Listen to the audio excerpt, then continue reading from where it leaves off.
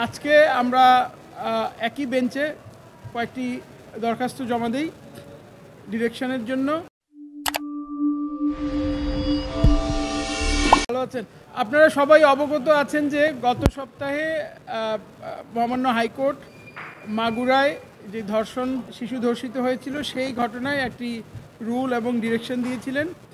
তারপরে তো আনফরচুনেটলি সেই ভিকটিমের মৃত্যুবরণ করে। আজকে আমরা একই বেঞ্চে কয়েকটি দরখাস্ত জমা দিই ডিরেকশনের জন্য। যেই ভিকটিম মারা গিয়েছে ওনার যে বোন, তার বয়স 14, বড় বোন, সেও একজন শিশু। সেই শিশুকে যাতে অ্যাডিকুয়েট প্রোটেকশন এবং সিকিউরিটি দেওয়া হয় এবং তার ওয়েলফেয়ারের জন্য এই মর্মে একটি ডিরেকশন আদালত দিয়েছেন আজকে। এর পাশাপাশি আদালত আমাদেরকে বলেছেন যে আপনারা একটা গাইডলাইন অথবা স্টেপের মতো জমা দেন, যেইটার মাধ্যমে আমরা স্পেসিফিকলি সরকারকে বলতে চাই যে 14 ধারা, নারী ও শিশু নির্যাতন দমন আইনের যে 14 ধারা, যেটার মধ্যে আছে যে শিশুদের কোনো চিহ্নিতকরণ অথবা তাদের আইডেন্টিফিকেশন কোনো ইনফরমেশন যাতে মিডিয়ার মাধ্যমে প্রকাশ না হয়, সেই ব্যাপারে যাতে ম্যাস অ্যাওয়ারনেস ক্রিয়েট করা যায়।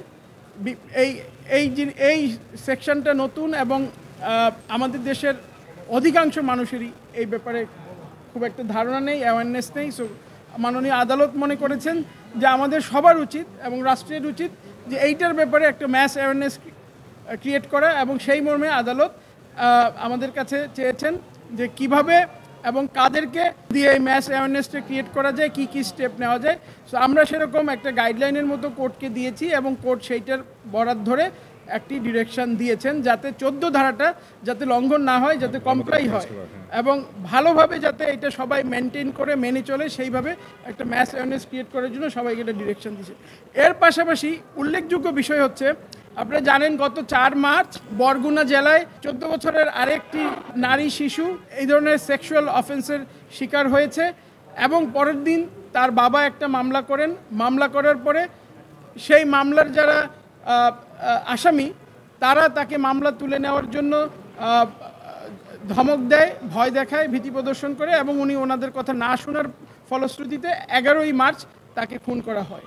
তো সেই শিশুটিকে এবং তার পরিবারের যারা সদস্য আছেন তাদের যে কনসার্ন ছিল শিশুটির নিরাপত্তার বিষয়ে, সেই নিরাপত্তার বিষয়কে মাথায় রেখে মাননীয় আদালত madam justice Farah Mahbub and mister justice Debashis Roy Chowdhury ওনারা একটা ডিরেকশন দিয়েছেন।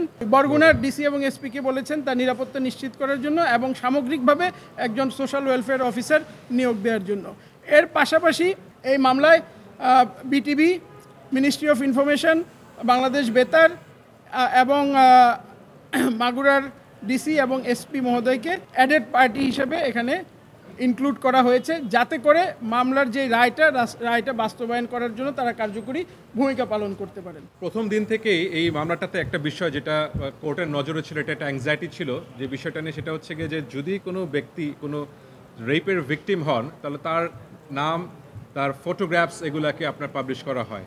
তো পুরো বিষয়টা আসলে এখানেই কিন্তু বারবার জিনিসটা ঘুরে ঘুরে এখানে আসতেছে, একটা অ্যাওয়ারনেস ক্রিয়েট করা যাতে করে কোনো অবস্থাতেই যেন কোনো সিটিজেন যেন এই কাজটা না করে, কোনো রেপ ভিকটিমের নাম, তার ছবি, তার আইডেন্টিটি যেন ডিসক্লোজ না করে, কারণ তারা ভিকটিম অফ অফেন্স। তাদের নাম, আইডেন্টিটি যদি ডিসক্লোজ করা হয় তাহলে তারা সমাজের মধ্যে তারা রিকভার হয়ে আর এই সমাজে বাস করাতে তার জন্য ডিফিকাল্ট হয়ে যায়। পুরা প্রয়াসটাই কোর্টের একটা জিনিস এনশিওর করা, দুইটা জিনিস মোস্টলি হচ্ছে কি, ফার্স্ট কোনো অবস্থাতে যেন আর এই ভবিষ্যতে যেন এই ধরনের অপ্রীতিকর ঘটনা যেন না ঘটে, কোনো ধরনের ধর্ষণ যেন আর কন্টিনিউ না হয়।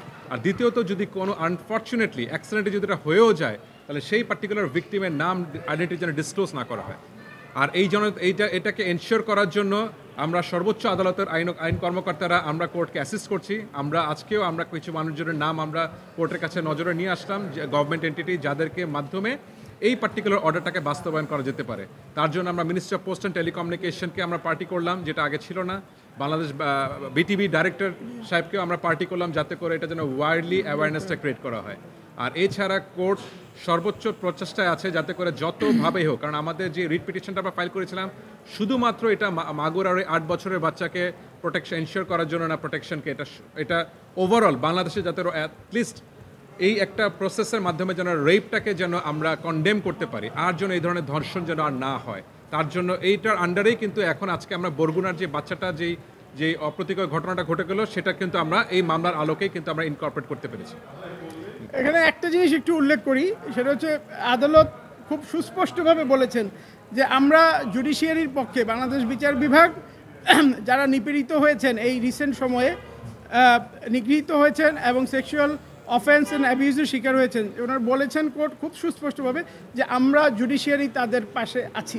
আমরা এই অর্ডারের মাধ্যমে এই জিনিসটা জানান দিতে চাই। সরকারের একটা দায়িত্ব আছে, আমরা সুস্পষ্ট কয়েক পৃষ্ঠার একটা গাইডলাইন বড় করেই দিয়েছি যে আমরা এখানে ভিকটিমের ডেফিনেশনটা দিয়েছি, কারা কারা ভিকটিম হিসেবে চিহ্নিত হতে পারে সেটাকে ন্যারো ডাউন করেছি যাতে এটা ওয়াইড স্প্রেড না হয়, ফোকাস থাকে।